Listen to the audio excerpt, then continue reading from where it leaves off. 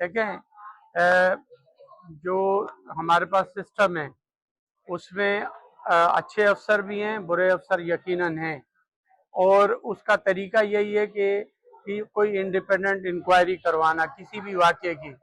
और पूरा province of Sindh है और उसमें जैसे दादू का वाक़या हुआ है, लोगों ने एतराज़ किया, वहाँ जमाली कम्युनिटी ने वॉइस किया, वहाँ के हमारे एमएनए ने कहा कि इसकी जुडिशियल प्रोब हो, तो मैंने चीफ जस्टिस को लिख दिया और जुडिशियल प्रोब हो रहा है। अनलेस के जुडिशियल प्रोब हो जाए उससे पहले दादू के वाक़ये पर बात करना मुनासिब नहीं होगा।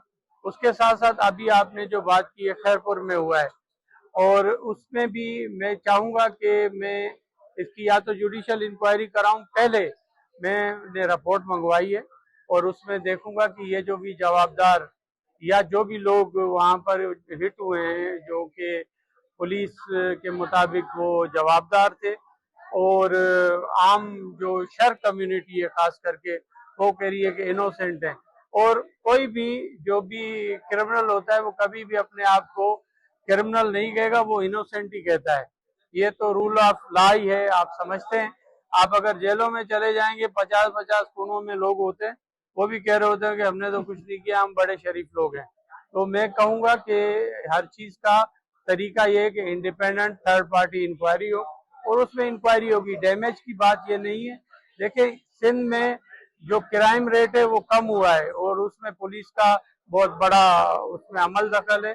आप अपर सिंध से लेकर कराची में देख लें कि क्राइम रेट कम हो रहा है, या डिटेक्शन, जो अगर क्राइम हो जाता है तो उसकी डिटेक्शन जो रेट है वो ज्यादा है। तो मैं यही कहूँगा कि इसमें यकीनन एलिमेंट्स बुरे भी होंगे, सही भी होंगे, लेकिन इम्पार्शियल इंक्वायरी सब चीज जाहिर कर कराची के लोग आपके एक होप पे बैठे हुए हैं, ई चालान का रेट, खासतौर पे बाइक का रेट आपने कम करना था, बड़े पुरुद हैं आपसे। कब तक ये ऐलान के रमजान का ये उनको तोहफा मिलेगा? देखें, ये एक मीटिंग करनी थी हमने, उसकी वजह से अभी तक ये रुका हुआ है।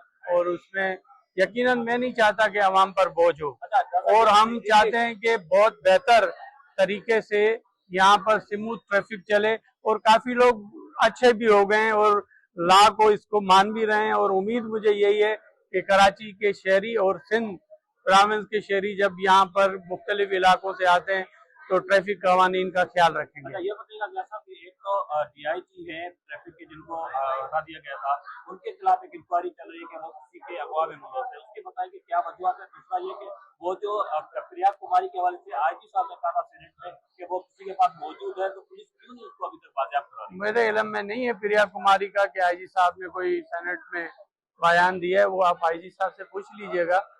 रही बात यहाँ पर आपने दूसरा क्वेश्चन किया डीआईजी ट्रैफिक का, तो वो एक देखें, वही मैं कह रहा था कि पुलिस में या कोई और जो भी डिपार्टमेंट हो उसमें जजा सजा होती है। कोई गलत काम करेगा तो उसके खिलाफ तरीका ये है कि उसको उस ओहदे से हटाकर उसके खिलाफ इंक्वायरी कर लें। और इम्पार्शियल इंक्वायरी में अगर वो दोस्त या वो अफसर जो है या जो भी इफेक्टी है वो अपने आप को क्लियर करता है तो दोबारा उसको पोजीशन पे ले आएंगे।